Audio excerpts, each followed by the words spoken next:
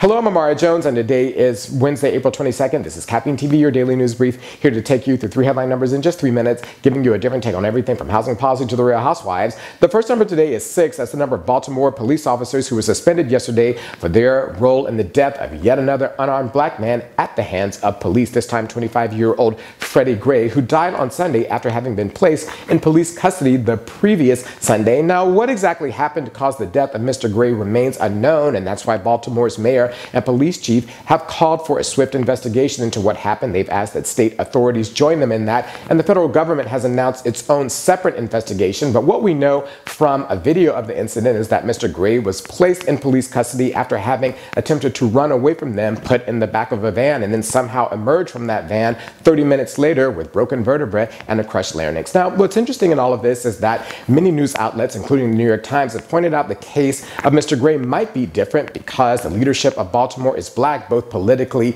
and on the police side. But what's interesting is that the leadership of the Black Lives Movement have emphasized racism as secondary to the institutional drivers of police mistreatment of people of color. As a matter of fact, Baltimore has been sued successfully for the way in which it uses data to round up hundreds of thousands of black men each year, but it has yet to reform those practices. And so racism may not be the cause in this case, but it certainly is the result. The next number up today is 420, both in terms of the date and the substance, and they both relate to the announcement yesterday by hip-hop artist Waka Flocka that he's running for the presidency in 2016 on a platform of marijuana legalization, saying that all weed every day helps to, quote, make the pain go away, close quote. Now, while the announcement by the rapper who's easy on the eyes might be a publicity stunt, it does show how far the country has come on the issue of marijuana legalization. A majority of Americans now support marijuana legalization, and it is either decriminalized or legal in some shape, form, or fashion in a majority of states,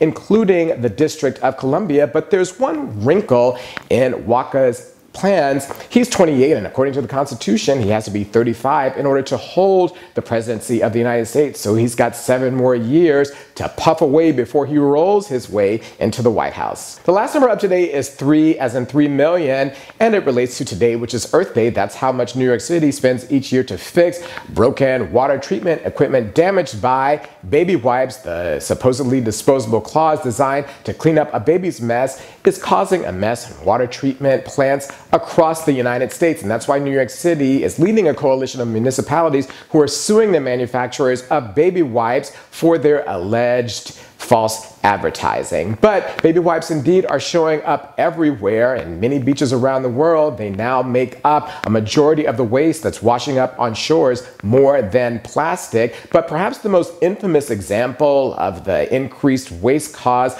by baby wipes is that of the Fatberg in London, in which baby wipes combined with disposed fat from restaurants to create a 20,000-pound ball of mess in the sewers that was larger than a double-decker bus, which took workers weeks to clear out. And so the next time you want to flush that baby wipe down the drain, do everything but that.